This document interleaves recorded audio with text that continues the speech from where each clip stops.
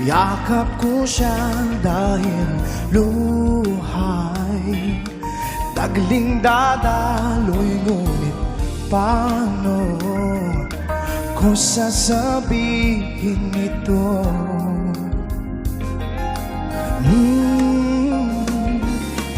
Puso'y tiyak na masusugatan.